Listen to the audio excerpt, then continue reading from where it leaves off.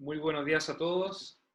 Vamos a dar comienzo a la clase del jueves 28 de mayo, retomando con lo que quedamos la clase anterior, que es cómo poder calcular empujes de suelo sobre estructuras de contención utilizando la metodología propuesta por Coulomb.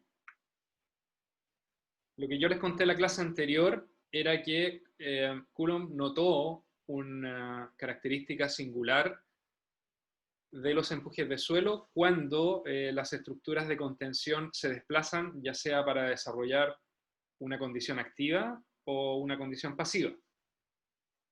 Él notó que cuando la estructura de contención se movía, en el caso activo, por ejemplo, como el que está mostrado en esta lámina, se formaba una cuña de falla.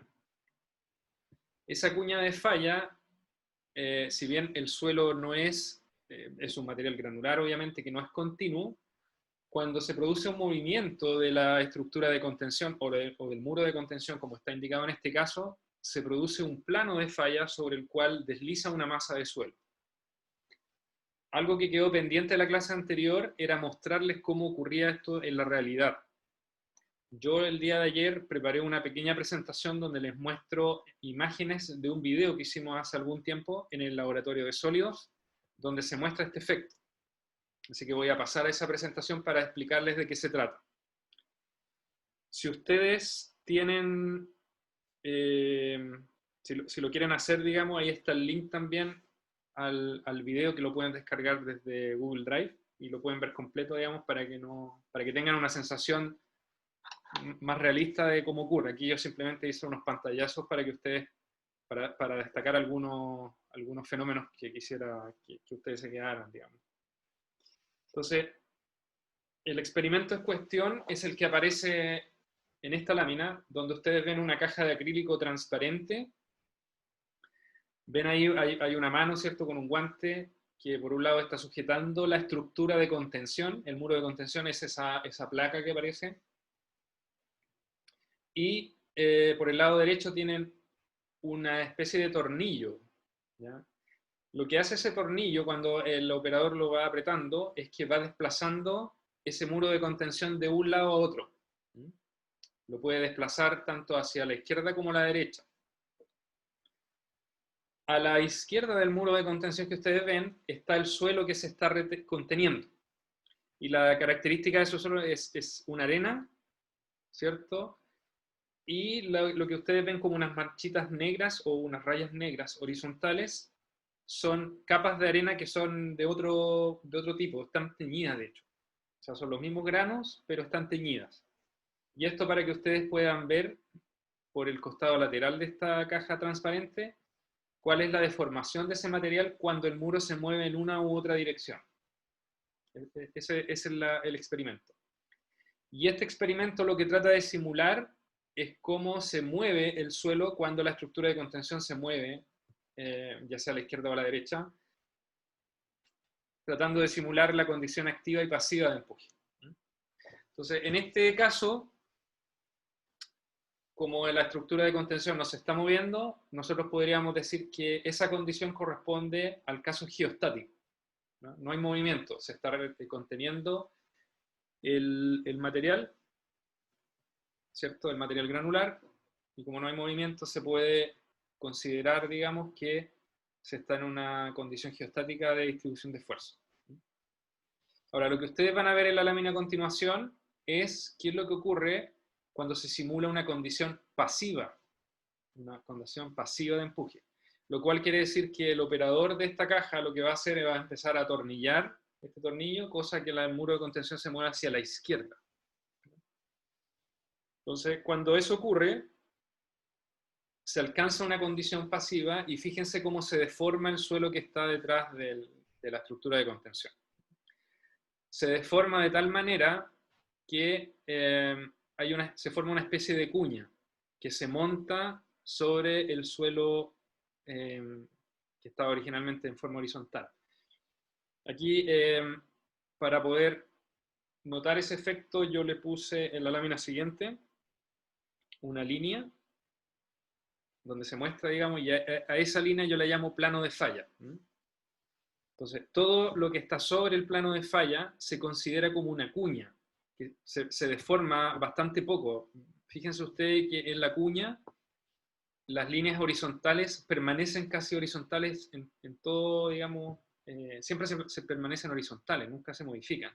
Si bien hay algunas deformaciones cerca del muro, pero, digamos, eso es problema del experimento. Lo importante notar es que la mayoría de las deformaciones de este sistema ocurren a lo largo de ese plano de falla. Esa es la cuña a la que yo hago referencia. Esa cuña en particular, dado que está asociada a un empuje pasivo, se conoce como una cuña pasiva, ¿no? Entonces, la cuña en este caso sería todo esto, que en realidad no queda muy triangular, pero imagínenselo ustedes como que fuera un triángulo. Eso. Yo la extendí un poco hacia abajo, pero esa es la cuña a la que hago referencia.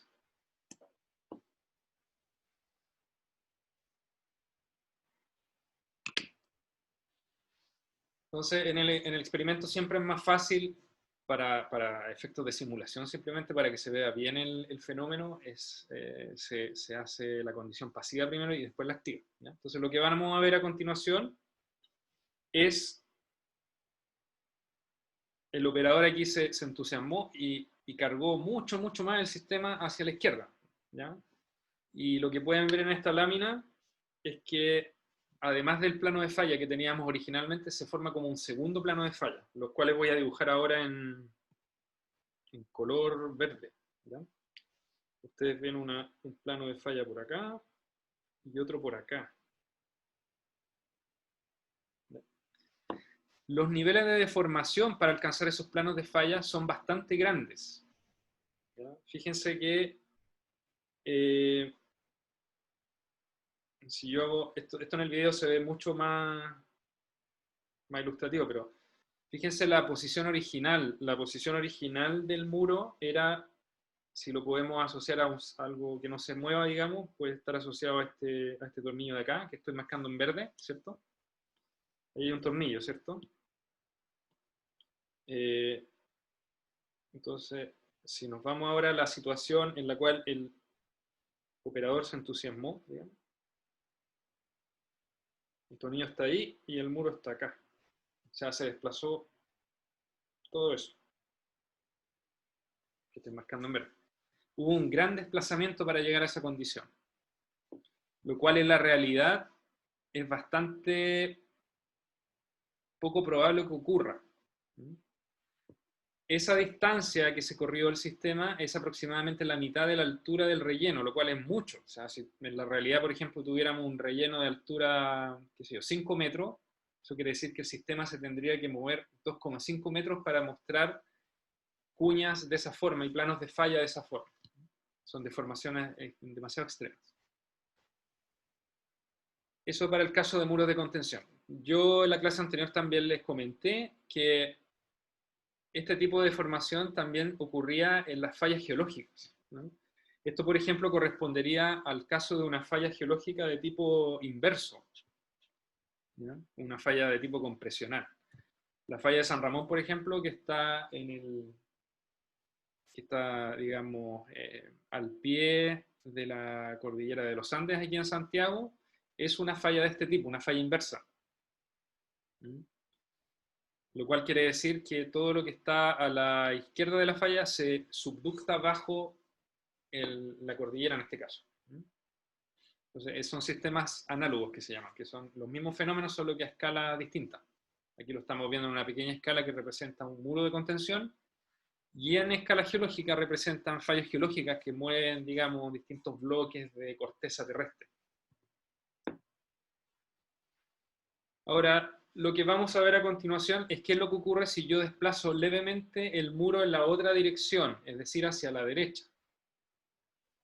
Al mover el muro hacia la derecha, yo lo que estoy consiguiendo es una condición activa de empuje. Entonces, cuando hago eso, desplazo levemente el muro, lo que se forma, ahora que no se ve tan claro como en el caso pasivo, es una cuña mucho más pequeña, que está como por acá, donde estoy dibujando en verde ya. En la lámina ustedes la podrán encontrar como algo así.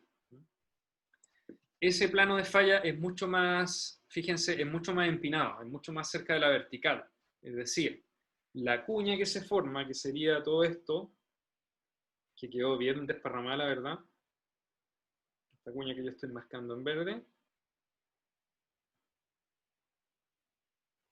es mucho más pequeña, lo cual quiere decir que en realidad el suelo que está comprometido en empujar la estructura de contención es mucho menos.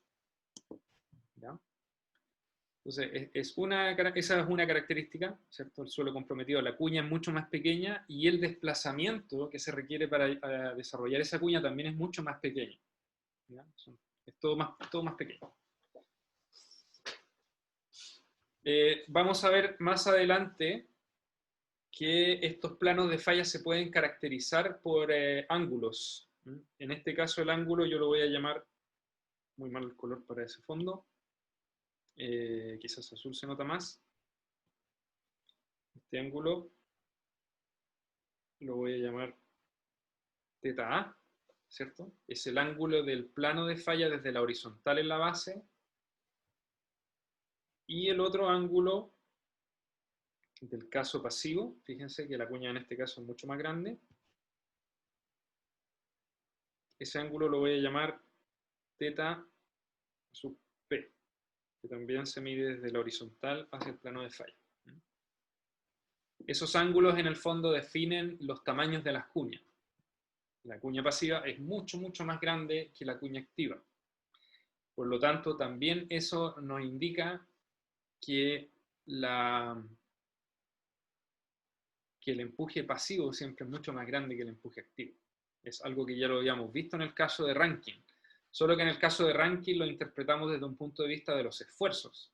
Acá lo estamos interpretando desde el punto de vista de un sistema que se mueve.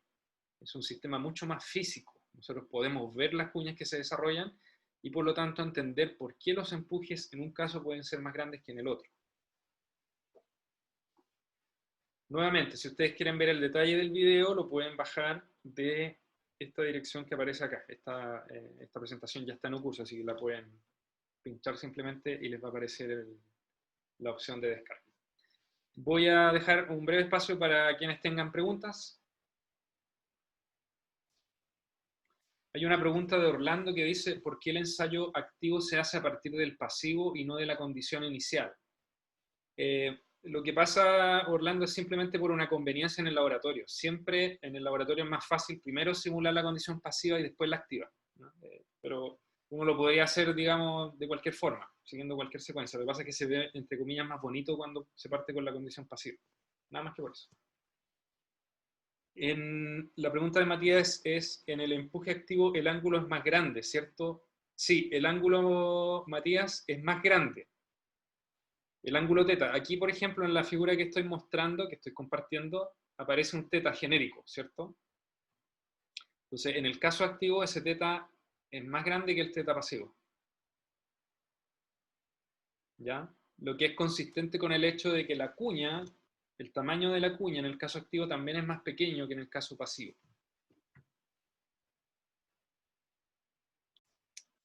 Lo que les acabo de explicar con respecto a la formación de estas cuñas es lo que Coulomb se da cuenta y dice, vamos a hacer un análisis de empujes basados en todas las fuerzas que estén siendo aplicadas sobre esta cuña.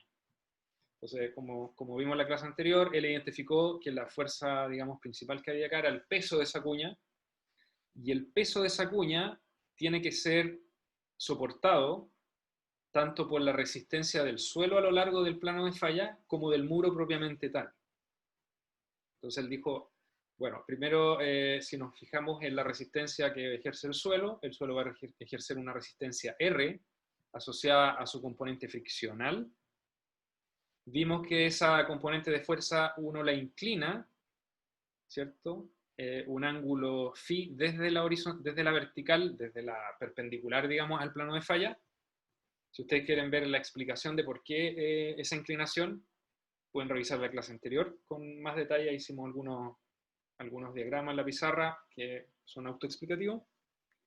Y además de esa fuerza friccional R, aparece una fuerza cohesiva, que es C, que es la cohesión del suelo, por L, que es el largo de ese tramo del plano de falla. Entonces esas son las componentes de fuerzas resistentes del suelo a lo largo del plano que se forma. Si nos vamos a la izquierda, vemos que hay otra fuerza que está soportando la cuña, que es PA. Ese va a ser el empuje del muro de contención, ¿ya? Ahora, fíjense ustedes que esa fuerza PA en este diagrama está dibujada en forma horizontal. El hecho de que esté dibujado en forma horizontal es porque en este diagrama se está obviando la fricción que existe entre el suelo que forma la cuña y el muro de contención, ¿ya? Entonces, este es un ejemplo donde el PA está despreciando la fricción que puede existir entre esos dos elementos, o en esa interfaz, como lo quieran ver. Si yo quisiera incorporar el efecto del roce entre la cuña y el suelo y el muro, yo debería inclinar ese PA. Lo voy a hacer con un color más o menos parecido. No tengo un color parecido, la verdad. Naranjo. Entonces yo tendría que inclinar eso si quisiera considerar el roce entre el suelo y el muro. ¿Cuánto lo tengo que inclinar? ¿Y en qué dirección lo tengo que inclinar? Va a depender del movimiento de la cuña, ¿ya? Entonces siempre recuerden, si el movimiento en este caso es hacia abajo, yo debería inclinar esa fuerza PA desde la perpendicular un ángulo de fricción de la interfaz en este caso, ¿no? En el caso del suelo, como el ángulo de fricción es interno, yo lo roto un ángulo phi, que es el ángulo de fricción interno. En este caso, como no es un ángulo de fricción interna, sino que es más bien un ángulo de fricción de la interfaz, que voy a denominar delta, yo tengo que rotar esa fuerza en un ángulo delta, ¿ya? Delta en ese caso va a ser el ángulo de fricción de la interfaz suelo-muro.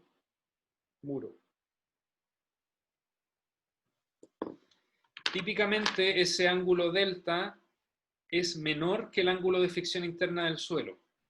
Por ejemplo, si el ángulo de fricción interna del suelo fuera, por decir un número, 30 grados, ese ángulo de fricción siempre es menor. Podría ser phi tercios o phi medio, ¿ya? O algún valor, digamos, por el estilo. Muy rara vez ese ángulo de fricción interna, bueno, de hecho, nunca el ángulo de fricción delta es mayor que phi.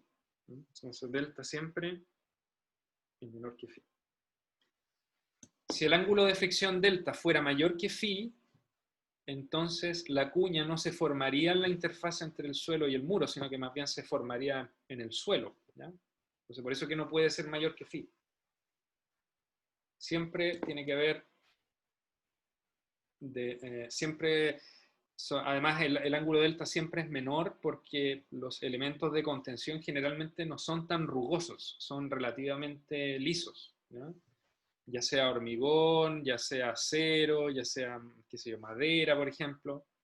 Si uno mirara la interfaz entre el material que está conformando el muro de contención y lo compara con el suelo, siempre esas interfaces van a ser relativamente más lisas. Entonces, los ángulos de fricción que se consideran en esos casos son menores que los del suelo mismo, que está conformado por partículas, ¿cierto? Entonces, siempre consideren que el delta es menor que el ángulo de fricción interna, salvo que la interfaz sea excesivamente rugosa y el deslizamiento relativo ya no se produzca entre el suelo y el muro, sino que solamente en el muro, perdón, solamente en el suelo. ¿Ya? Esos detalles quizás los podemos ver más adelante, a lo mejor en estos momentos no le hace mucho sentido, pero después sí le va a hacer sentido. ¿Ya? Entonces esa es la configuración que tenemos acá. Todas las fuerzas que se están viendo y que están resumidas en el polígono de fuerzas en equilibrio que está en la parte derecha de la lámina, son fuerzas que están actuando sobre la cuña. Ahora, lo interesante en este caso es que si yo hago el balance de fuerza o el equilibrio de fuerzas en la cuña, yo esa misma fuerza PA que estoy calculando que está equilibrando este sistema, después en un análisis de estabilidad del muro se lo puedo asignar al muro como una fuerza solicitante, ¿cierto? Entonces de esa manera yo determino cuál es la fuerza que la cuña ahora ejerce sobre el muro, que es la que me interesa para diseñar. Bueno, un aspecto importante de este análisis es que si ustedes se fijan, aparece un ángulo teta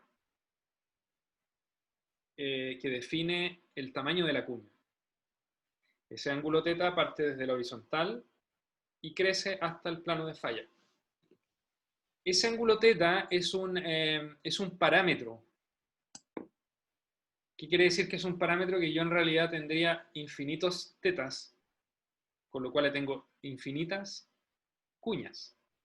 Y para cada uno de esos tetas y tamaños de cuñas yo voy a tener un distinto PA. En otras palabras, el PA, que es el empuje sobre el muro o del muro hacia la cuña, es una función de teta.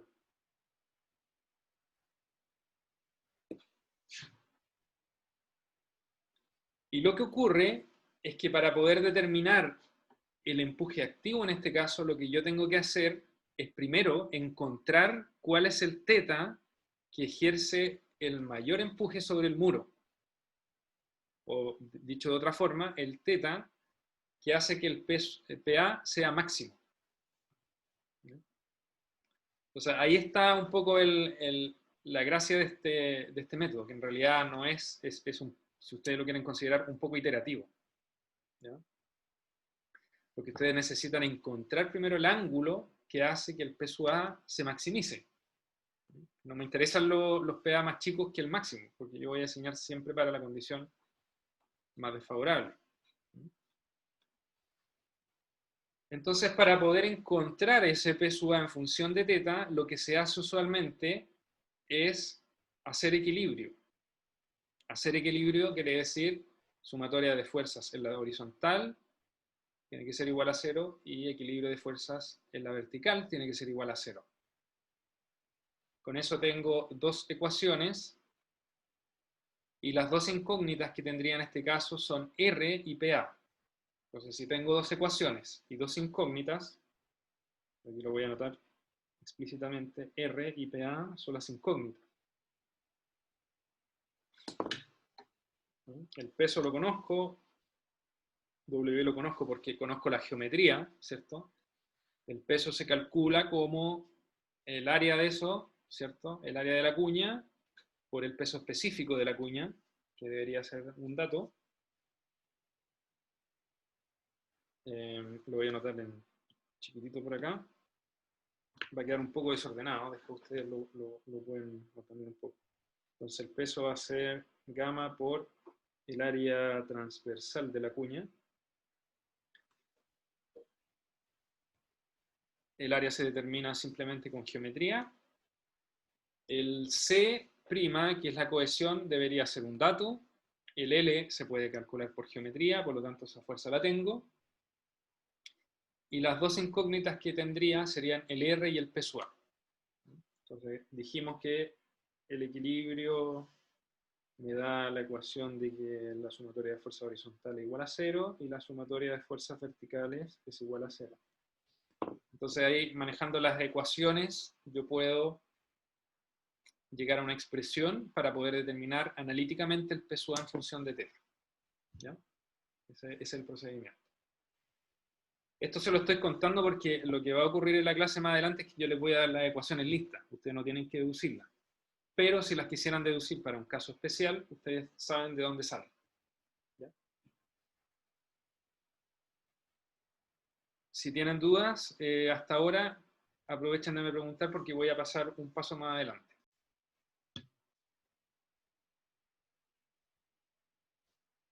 Hay que notar un aspecto en este diagrama, es que en el polígono de fuerzas que está a la derecha aparecen originalmente la letra alfa. ¿Ya? El alfa en realidad debería ser teta, así que lo voy a modificar en la presentación que les subí. Gracias, Orlando, por hacerlo notar.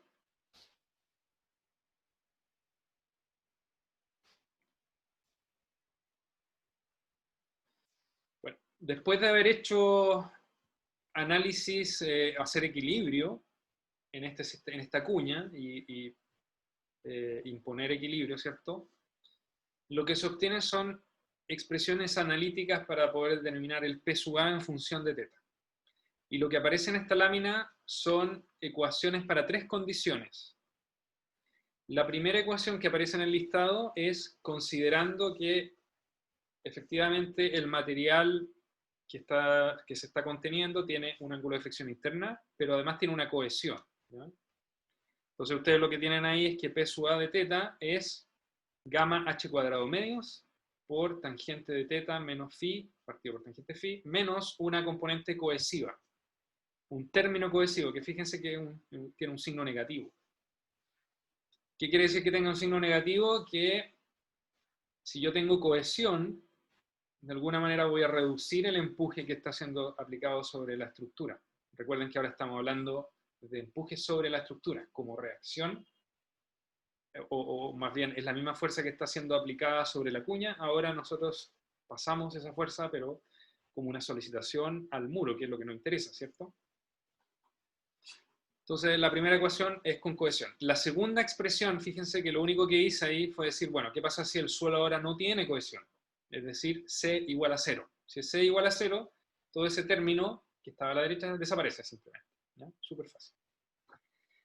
La tercera ecuación que aparece en este listado es aquella condición donde no hay cohesión, pero existe roce entre el suelo y muro. Y recuerden que a ese valor nosotros, al coeficiente de fricción entre esas interfaces, o en esa interfaz, la denominamos delta. Entonces, por eso aparece un delta.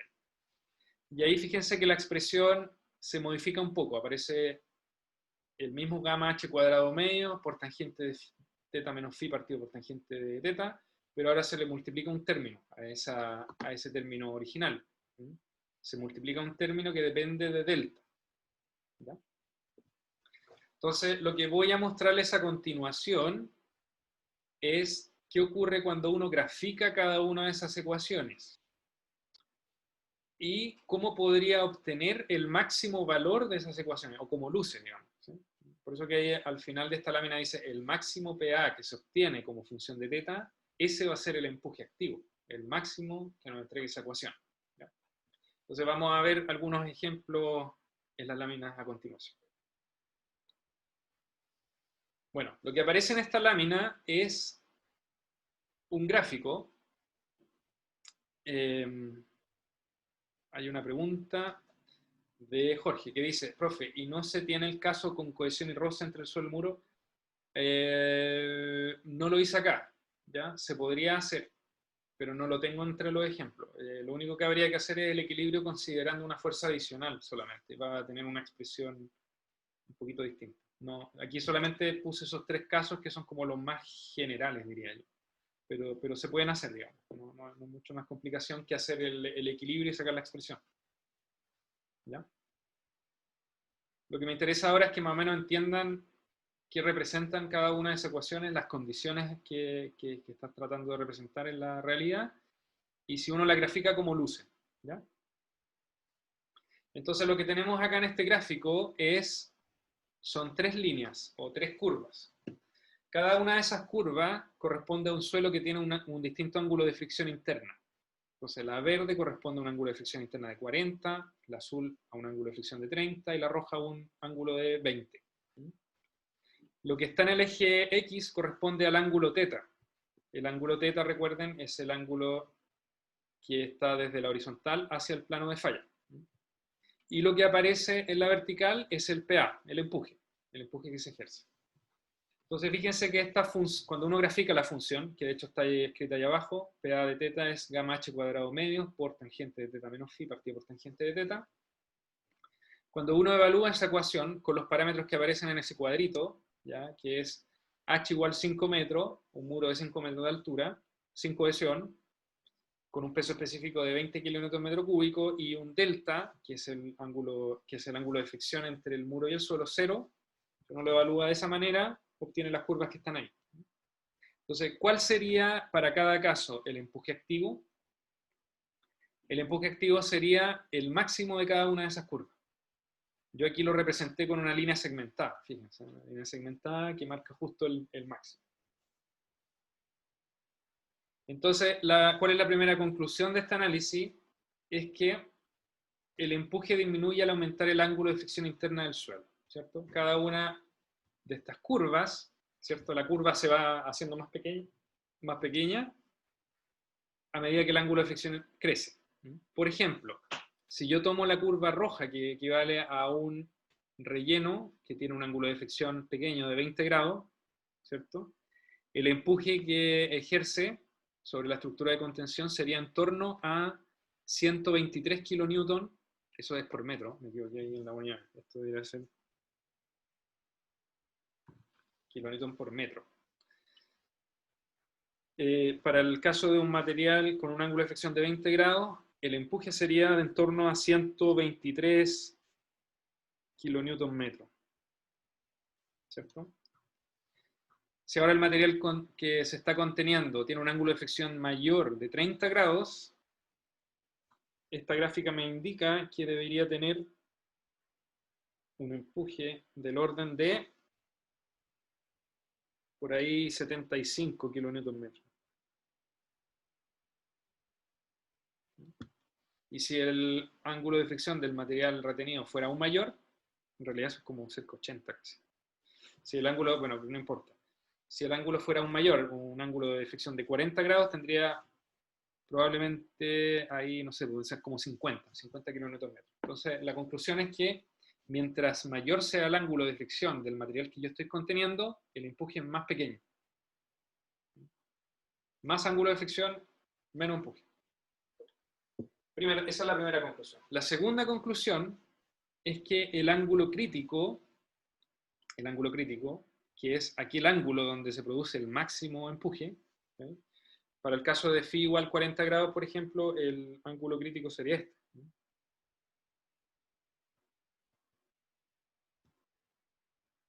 Que es 65 grados, ¿cierto? El ángulo crítico se puede demostrar matemáticamente por ejemplo, si uno quisiera analíticamente encontrar cuál es el PA máximo, uno podría derivar ese PA con respecto a teta, igualarlo a 0 y despejar el teta, ¿cierto? Y después reemplazar el teta en la expresión y va a encontrar cuál es el PA. Bueno, si uno hace eso, va a encontrar que el teta crítico para este caso es 45 grados más phi medios. ¿No? Es una ecuación cerrada. ¿Qué quiere decir eso? Que si, de nuevo, nos vamos al caso de que el material contenido tenga un ángulo de fricción interna de 40 grados, utilizando esta ecuación, yo voy a llegar a la conclusión de que el teta crítico es 45 más 40 dividido en 2, es decir, 45 más 20. 45 más 20 es 65, ¿cierto? Que es exactamente el valor que aparece en el gráfico, o que nosotros dedujimos a través de una solución gráfica. Entonces, siempre tienen que tener presente que para esta condición, donde yo tengo un empuje activo sin cohesión, y con un ángulo delta igual a 0, el ángulo donde se produce el máximo empuje es 45 más phi medios. Tercera conclusión. Cuando uno reemplaza ese teta dentro de la expresión de PA, gamma h cuadrado medio por tangente de teta menos phi prima partido por tangente de teta, uno puede llegar a la expresión que aparece abajo, ¿ya? Reordenando los términos, utilizando un poquito de álgebra, digamos, puede llegar a la conclusión de que el PA es un medio gamma h cuadrado por k sub a, donde k sub a se define como 1 menos seno phi partido por 1 más seno de phi. Nosotros ya habíamos visto esta expresión. Esta expresión es exactamente la misma a la que llegó Rankine utilizando una metodología completamente distinta para encontrar el empuje. Rankine utilizó una metodología basada solamente en esfuerzos.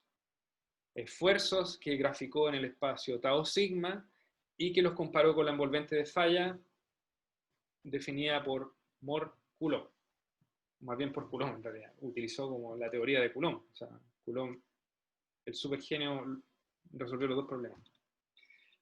¿Ya? Pero la deducción misma la hizo Rankine. Entonces, la conclusión es que para estos casos, relativamente simple, donde el empuje activo está siendo ejercido por un relleno que tiene solamente un ángulo de fricción y no se considera el roce entre el suelo y el muro, y tampoco hay cohesión, el empuje se puede expresar de la misma manera que lo hizo Rankine en su análisis de esfuerzos admisibles, ¿no? El empuje simplemente se puede definir como un medio gamma h cuadrado por K sub A, donde K sub A es 1 menos seno phi partido por 1 más seno phi. O sea, esta lámina está cargada de información, que hay que digerirla, digamos.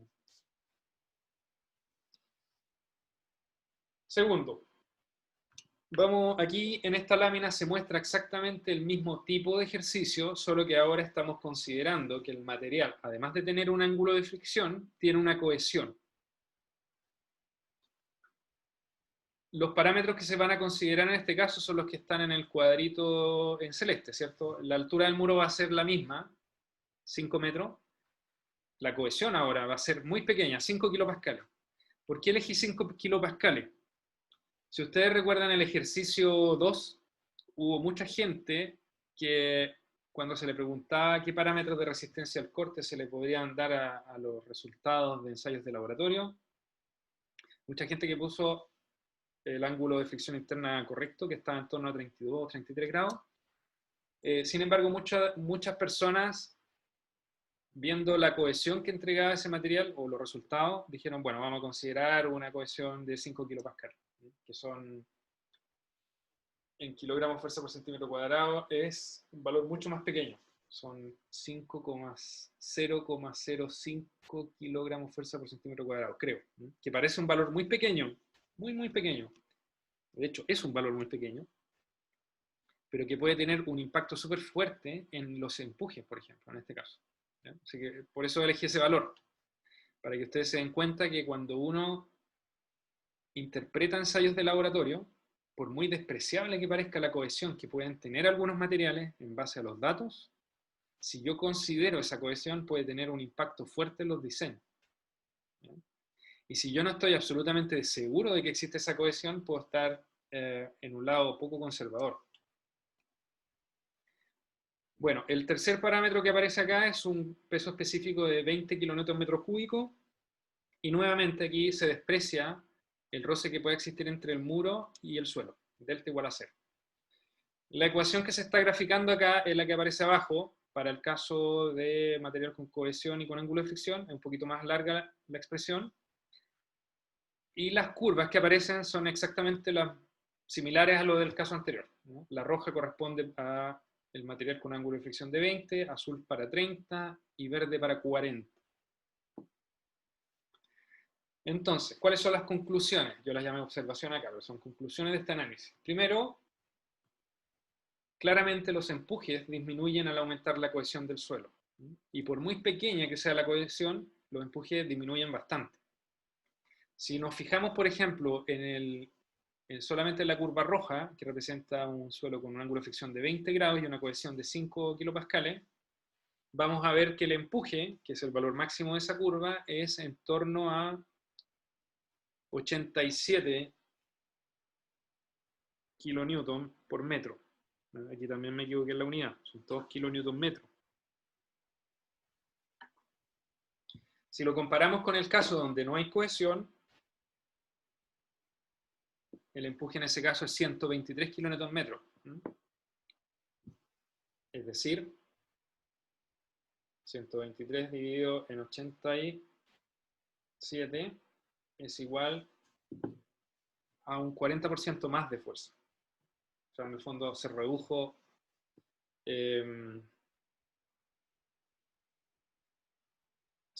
un 30% la fuerza solo por agregar una cohesión diminuta de 5 kilopascales. ¿Ya? O sea, es mucho el impacto. La cohesión ayuda mucho a reducir los empujes. Entonces, si yo voy a considerar una cohesión en mi diseño, tengo que estar absolutamente seguro de la naturaleza y de la existencia de esa cohesión, que no va a desaparecer. Efectivamente, el material puede ofrecer una cohesión de ese tipo, o tiene una cohesión de ese tipo. ¿Ya? Segunda conclusión. El ángulo crítico, que también se puede determinar de forma analítica al derivar esa expresión con respecto a θ igual a la 0 y despejar el θ, es 45 más phi medio, igual que en el caso anterior. ¿Ya? O sea, habiendo no cohesión, pero siempre habiendo o no habiendo fricción entre el muro y el suelo, el delta igual a 0, siempre el ángulo crítico va a ser 45 más phi medio. La tercera conclusión es que si ahora yo reemplazo ese θ crítico en la expresión P sub A en función de θ, voy a obtener una fórmula que es PA igual 1 medio gamma h cuadrado por K sub A menos 2CH raíz de K sub A, con K sub A igual 1 menos seno phi partido por 1 más seno de phi. Esta expresión es exactamente la misma a la que llegamos cuando analizamos con la metodología de Rankine para un material que tiene cohesión. Es exactamente la misma. Es decir, se llega a la misma solución utilizando dos approaches distintos. Un approach de esfuerzos admisibles, que es el método de Rankine, y un approach cinemáticamente admisible, que es el método de Coulomb. ¿Ya? Es una de las pocas soluciones en ingeniería geotécnica que tiene un match perfecto entre una metodología de esfuerzo admisible y otra cinemáticamente admisible, ¿no? Es una solución, digamos, ¿cómo decirlo?, única. Son soluciones súper curiosas, que tienen la misma solución independiente de cómo yo lo analice. Vamos a pasar al tercer ejemplo. El tercer ejemplo corresponde a un suelo de relleno que tiene solamente un ángulo de fricción. No tiene cohesión, pero sí existe roce entre el suelo y el muro. Entonces, si se fijan en el cuadrito en celeste, ahí están los parámetros que se utilizaron para calcular las curvas, utilizando la ecuación que está ahí abajo, ¿cierto? PA de θ. Los parámetros que se utilizaron para este caso es una altura de 5 metros, lo mismo que en los casos anteriores, una cohesión nula, un peso específico de 20 kilómetros metro cúbico, igual que en los casos anteriores, pero ahora se incluyó un delta pequeño de 10 grados. Las curvas que aparecen ahora por color también están asociadas a sus ángulos de fricción interna. Phi igual a 20, phi igual a 30, phi igual a 40. Y lo que ocurre ahora es que, si se fijan con atención, las curvas ahora como que se tienden a cargar un poquito hacia la izquierda. ¿Ya? Las líneas que están segmentadas ahí son líneas que representan los peaks de la primera condición que analizamos, es decir, esta condición de acá. Empuje en un material sin cohesión, pero con delta igual a 0. ¿No? Y ahí habíamos dicho que para el caso de phi igual a 20, el empuje era 123 kilómetros metros. Esos mismos valores los quise poner acá para que ustedes vean la diferencia. ¿Ya? Entonces, esto debería ser 123 kilonewton metro. Nuevamente hay un error aquí en la ecuación. Y si ahora consideramos un delta pequeño de 10 grados, está medio chueco eso.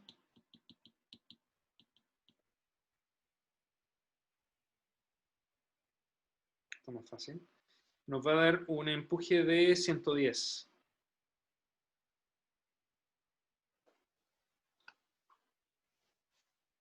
O sea, el hecho de considerar un delta pequeño reduce un poco el empuje. Esa es la primera conclusión. No lo reduce tanto como la cohesión, pero sí lo reduce un poco.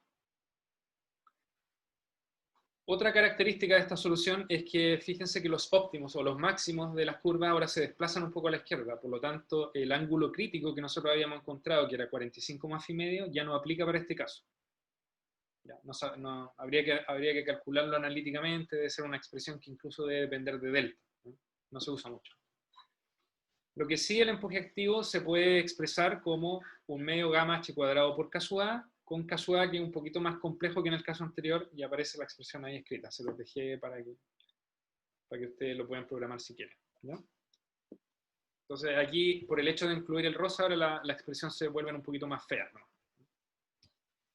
Algo que hay que tener en consideración es lo siguiente, y lo voy a dibujar aquí en este cuadrito que me queda de lámina acá. Voy a agrandarlo quizás para que se vea mejor, y lo voy a hacer acá. Voy a dibujar la estructura de contención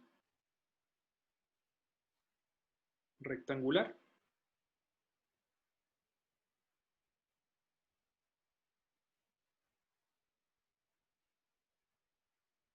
Voy a hacerlo así bien simple. Y lo que ocurre es lo siguiente. Lo que yo estoy diciendo ahora es que el empuje, en vez de ser aplicado horizontalmente, ¿cierto? Esta sería la horizontal en el punto de aplicación del empuje. Por el hecho de yo tener un delta distinto de cero, ahora el empuje se va a aplicar con cierta inclinación. El empuje en este caso, sobre el muro, va a tener ese ángulo de inclinación. Cuando nosotros vimos las láminas anteriores, recuerden que la fuerza estaba en la otra dirección porque nosotros hacíamos el diagrama de cuerpo libre sobre la cuña. Ahora estamos haciendo, si lo quieren ver así, el diagrama de cuerpo libre, pero sobre el muro. Por eso está en la otra dirección, ¿no? Entonces la fuerza activa, que se está aplicando el PA, en kilonewton por metro, tiene esa dirección. Entonces lo que ocurre acá es que esta fuerza se puede descomponer en una fuerza vertical y una horizontal. Lo voy a hacer con otro color. Esta fuerza de acá es la suma de una fuerza vertical y de una fuerza horizontal. Entonces a esta la voy a llamar PAH y a esta la voy a llamar PAV. Entonces, cuando uno hace análisis de estabilidad de muros, tiene que considerar las fuerzas por separado. ¿Por qué? Porque la fuerza PAH está solicitando el muro, me lo está moviendo de izquierda hacia la izquierda, ¿cierto? Pero el PAV me está dando estabilidad. ¿Por qué estabilidad? Porque en el fondo me está cargando el muro hacia el suelo. Está contribuyendo a una normal en la base, que va a hacer que el muro sea más estable. Entonces no es del todo malo tener, o sea, no es solamente el efecto de que el empuje en sí, el peso A disminuye con el delta, sino que ahora por el hecho de descomponerse en una fuerza horizontal y vertical, la fuerza horizontal, que es la solicitante, disminuye un poco, pero aparece una fuerza adicional que es la PAB, que me estabiliza el sistema además, ¿no? Lo vamos a ver con más atención en las láminas siguientes, pero para que tengan en mente que cuando yo considero un delta, ahora el empuje se inclina, yo tengo que considerar esa inclinación. Ya. Esta es como la parte culmine de todo el análisis de Coulomb. Y lo que aparece acá es un muro que es mucho más general en su forma. Fíjense que es una especie de trapezoide. El muro es lo que está acá, ¿no? Puesto el muro. Es un muro gravitacional. ¿Por qué gravitacional? Porque es un muro muy masivo, ¿no? Se nota que tiene una cierta base ancha, tiene un coronamiento ancho y probablemente el material de ese muro es de hormigón. Un muro súper grandote, un muro rígido. Bueno, este muro que ustedes están viendo ahí tiene características geométricas. La característica geométrica más importante es el ángulo eta. El ángulo eta, ¿ya? Que lo voy a encerrar acá, lo voy a destacar en verde, o en amarillo mejor para que se vea más bonito. Ahí. El ángulo eta es la inclinación del espaldón del muro. Nosotros los casos anteriores que habíamos analizado eran con eta igual a 0. Pero uno podría resolver las mismas ecuaciones considerando un ángulo de inclinación ahí. Esa es la característica más importante de este muro en particular. Después hay otro ángulo más, que es el ángulo de inclinación del relleno, que es alfa, que lo estoy destacando ahora. nosotros lo que habíamos resuelto en los casos anteriores era con alfa igual a 0. Aquí aparece un alfa un poquito más grande. Y por último, aparece el ángulo delta, que ya lo conocemos, ¿cierto? Que es el ángulo de fricción entre el suelo y el muro, o entre la cuña y el muro, ¿no? Esos son los ángulos, la parametrización de este sistema más genérico. Un aspecto importante de esta parametrización es que fíjense que ahora, como yo tengo un ángulo de inclinación eta del espaldón más delta, ¿cierto? Cuando yo quiero calcular la horizontal en ese caso, si quisiera descomponer la fuerza en rojo, tendría esta componente, pH igual a PA por coseno de delta más eta. Ahí aparece un ángulo adicional. ¿Por qué? Porque este ángulo chiquitito de acá es eta. Y por lo tanto la vertical, lo voy a poner acá, PAB es igual PA por seno de delta más eta. Simplemente estoy proyectando la fuerza en horizontal y vertical porque me va a interesar cuando haga análisis de equilibrio, me van a interesar esas dos componentes, la vertical y el horizontal, ¿ya? Entonces siempre tienen que tener en cuenta eso. Otra característica que aparece en esta figura es que el empuje en forma general se puede expresar como lo que está acá, con esta ecuación. El empuje se puede caracterizar por un medio gamma h cuadrado por k sub a. Y esa fuerza siempre se aplica a 1/3 de la altura del muro. Por eso que ustedes ven ahí que está aplicada justo a h tercios, 1/3 de la altura del muro, desde la base, obviamente. Bueno, lo que hace Coulomb es resolver este sistema genérico en forma analítica, y lo que aparece ahí ya es el empuje, es decir, es la fuerza máxima que se ejerce sobre el muro, ¿ya? Fíjense que ahí desapareció el teta, ya no es paramétrica. ¿Por qué? Porque él resolvió incluso el ángulo teta para esa condición. Lo que sí, esto quedó bastante más extenso, quedó una expresión bastante más fea. ¿Por qué? Porque el K sub A, fíjense que es una función de el ángulo de fricción interna phi del material, es una función de eta, que ya vimos que era el ángulo de inclinación del espaldón, de delta y de alfa. ¿Sí?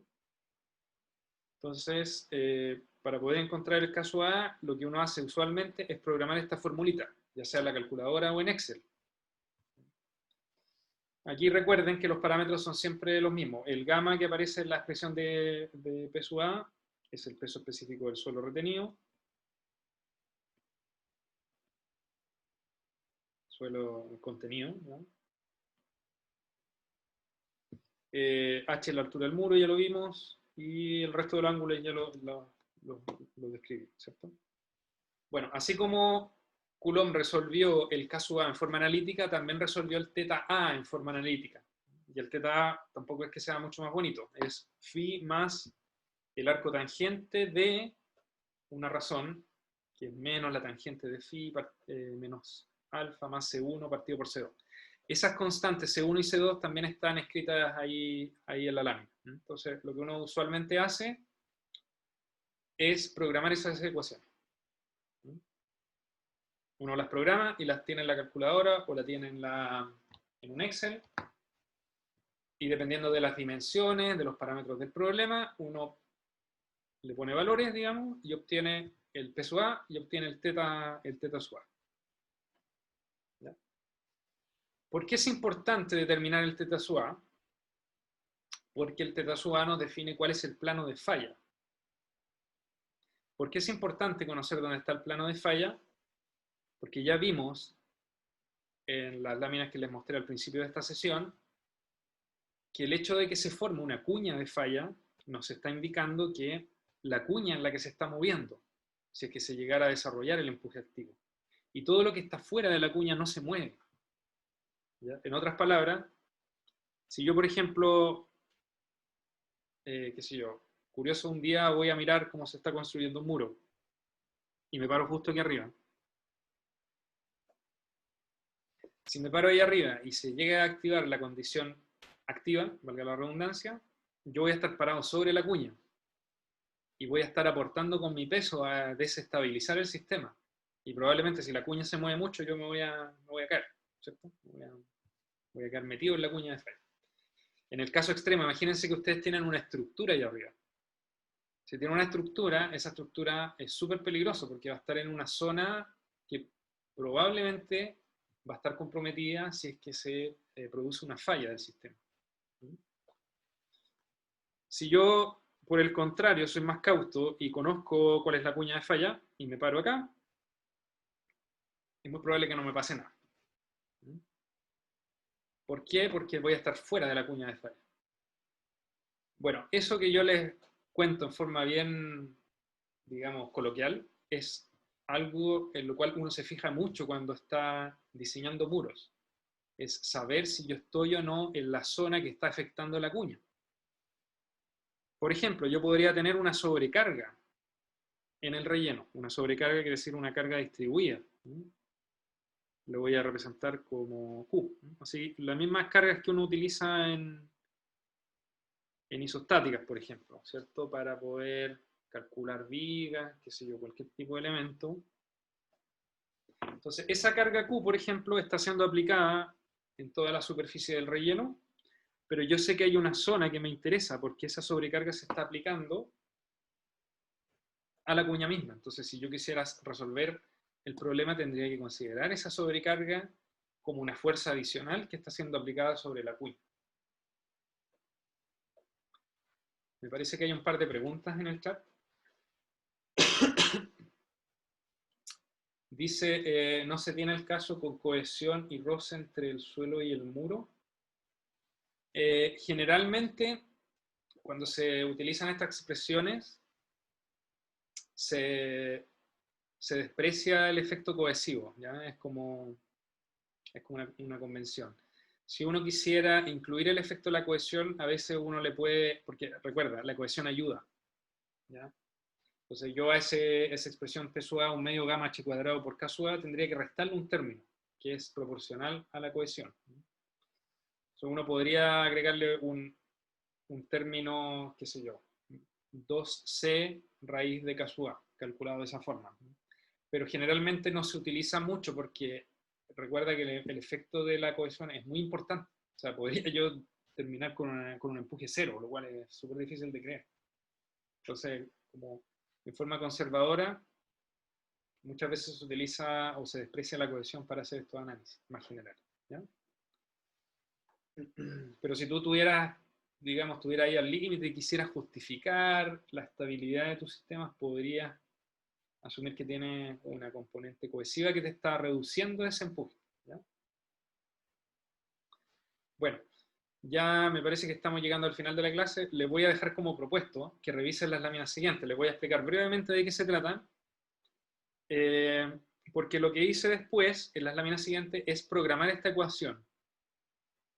Y al programar esta ecuación, lo que soy capaz de determinar es cuál es el efecto de cada uno de los parámetros, ¿ya? Entonces, esta lámina que está acá, por ejemplo, habla del efecto del ángulo de fricción entre el suelo y el muro. Y lo que grafico es los empujes en el eje Y como función del delta.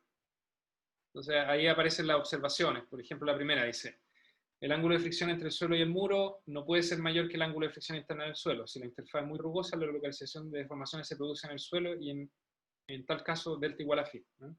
Eso quiere decir que nunca delta es mayor que phi. Esto ya lo hablamos en la parte anterior. Y lo segundo tiene que ver con la interpretación de estos gráficos.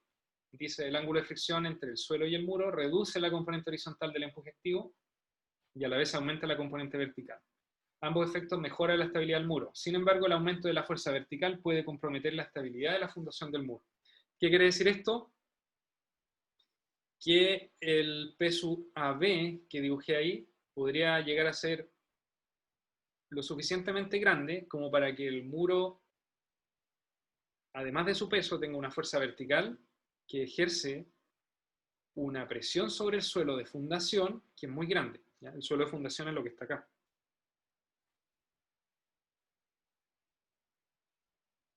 Entonces, si la presión que se ejerce, que ejerce el muro, producto de su propio peso y del empuje que tiene el relleno muy grande, puede hacer que yo tenga problemas de capacidad de soporte del suelo de fundación. Es decir, que no sea capaz, que el suelo de fundación no resista el peso y haya una falla ahí. Entonces, es un aspecto que hay que verificar. La lámina que aparece a continuación es el efecto de eta, que es la inclinación del muro, ¿cierto? Y ahí también aparece una observación. Y el último es el efecto del ángulo de inclinación del terreno alfa. Entonces lo voy a dejar ahí para que ustedes lo revisen con más calma. Está bastante autoexplicativo y simplemente estas son conclusiones que nos tiene cuando ¿cómo se llama? Programa la fórmula. Yo lo hice en Excel, bastante simple. Lo último es que lo mismo que se hizo para el caso activo se puede hacer para el caso pasivo. En el caso pasivo, ¿qué es lo que ocurre? En vez de que el muro se mueva hacia la izquierda, el muro se mueve hacia la derecha. El movimiento es hacia la derecha. Y ya vimos en el experimento del principio de esta clase que cuando uno hace eso, ¿cierto? De partida necesita mucha deformación para que se consiga formar una cuña de falla. Y además, eso implica que la cuña es más grande y los empujes son más grandes. Bueno, cuando Coulomb resuelve esto en forma analítica, llega a una expresión muy similar al caso activo, que P sub P es igual a un medio gamma H cuadrado, pero ahora el coeficiente de empuje va a ser K sub P. Ese K sub P también tiene una ecuación bastante grande, bastante compleja, digamos, pero en función de todos los parámetros geométricos que ya vimos, y parámetro de resistencia al corte y coeficiente de fricción. Y de la misma manera también se puede definir el ángulo θp. ¿Ya? Ahora, como el movimiento de la cuña en este caso, en vez de ser hacia abajo, como en el caso activo, es hacia arriba, fíjense que la fuerza P sub P ahora tiene otra dirección. ¿Ya? ¿Por qué tiene otra dirección? Porque el movimiento es contrario al caso activo. Entonces, siempre que ustedes quieran descomponer la fuerza en vertical y horizontal en el caso pasivo, tienen que tener en consideración este efecto de cómo se mueve la cuña. Bueno, no sé si hay dudas hasta ahora. La presentación, digamos, está arriba. Voy a tratar de actualizarla con las unidades, ¿cierto? Eso fue una cosa. Y lo otro, el alfa que apareció por ahí entre medio, para que los compañeros que no vinieron la puedan entender y no tengan problemas. Por recomendación de la escuela, se nos pidió que hiciéramos un pequeño sílabus. El sílabus consiste en un documento muy conciso en el cual dice cuáles van a ser las actividades en cada una de las clases, considerando tanto evaluaciones como contenidos. ¿Ya? Yo estoy preparando eso, espero subírselo ahora en la tarde. Y según el sílabus, nosotros tenemos contemplada la próxima semana, el día miércoles, un ejercicio sobre lo que hemos visto de estructuras de contención. ¿Ya? Así que eso, digamos, para ese ejercicio entraría todo lo que hemos llevado a cabo en las clases y lo que vio José el día de ayer. Y bueno, después que lo prepare, digamos, lo suba, porque igual voy a tener que recortar probablemente algunas partes del curso. Las clases de 1 hora son bastante más cortitas que las que usualmente uno hace. Los contenidos también los voy a tener que revisar qué les conviene a ustedes más aprender que otras cosas, o digamos, qué se podría, a qué se le podría dar prioridad dadas las condiciones. Así que estén atentos a ese documento para que lo revisen y me comenten, digamos, si es que hay algo que no les cuadre. La clase de hoy, sí, todo lo de empuje que hemos visto hasta ahora. Comportamiento de suelo, consideren que eso ya se evaluó. Obviamente tienen que entender los parámetros resistentes, de dónde salen, ¿cierto? Que son el ángulo de fricción interna y la cohesión al menos. ¿Por qué? Porque se utilizan para calcular todo lo empuje. Si hay paro, es una buena pregunta. Yo no lo sé, Consuelo. ¿Qué pasará si hay paro? No lo sé, la verdad. No lo sé. Tendría que ver. Mira, te cuento que mañana vamos a tener un consejo de departamento para evaluar cómo cómo van las clases en general, cómo le ha ido a los profes en sus cursos, tanto en asistencia. La asistencia estos días ha sido bastante baja, yo me imagino que es por el tema del paro. De todas maneras, todos entregaron sus informes de laboratorio el día de ayer. Las personas que tenían problemas se comunicaron conmigo, les di un poco más de plazo, parece que tenían unos controles también, esta semana están un poco complicados de tiempo. No sé cuál va a ser la regla general, la verdad. ¿Ya? Podría ser, estoy aquí solamente tirando ideas, podría ser que la gente que lo pueda hacer, se le va a dar la oportunidad de hacerlo, si alguien quiere hacerlo después, lo puede hacer después. Algo así, me imagino, ¿ya? Sí, los paros complican, se entiende, pero yo entiendo también que hay gente que va más o menos al paso, o sea, les comento que solamente 2 grupos me dijeron que tenían problemas para entregar el laboratorio de ayer, porque tenían controles, o sea, estaban realmente sobrecargados. Y nadie más se acercó a contarme nada. Entonces quizás una opción sería que efectivamente la gente que quiera adherir al paro, o porque tenga, digamos, una razón personal, o porque tenga una carga excesiva, me puede comentar y yo le puedo dar más plazo o dar una segunda fecha, no sé, algo por el estilo. Y los que sí están en condiciones de darlo, que me imagino que es la mayoría del curso, porque no he tenido otro feedback que me diga lo contrario, lo puede hacer el miércoles, ¿ya? Así que yo sugiero que estemos atentos. El martes quizás podemos resolver esto en la clase. Así que los que puedan de todas maneras echen una repasada a todo a lo que hemos visto de estructura de contención. No sé si eso responde a la pregunta. Nuevamente el mensaje es que manténganse comunicados, es decir, yo estoy disponible si ustedes me comentan que están sobrecargados, tienen algún problema personal de cualquier índole, así que vamos a tratar de llevar el curso adelante con reglas que sean más o menos flexibles, ¿ya? Pero sí me gustaría verlo caso a caso, no quisiera poner una regla general para todos, porque algunos van a quedar ahí, pucha, yo voy bien y estoy un poquito, me gustaría tener el ejercicio, qué sé yo, o me acomodé, me programé, etc. Entiendo que hay gente que está un poco más complicada, esa gente obviamente el llamado siempre va a ser a comunicarse porque va a haber excepciones, va a haber plazo, va a haber flexibilidad, ¿ya? Así que eso, si no hay más comentarios, les agradezco por participar en la clase de hoy, todo el material lo voy a subir actualizado y nos vemos el próximo martes. Que estén muy bien todos. Adiós.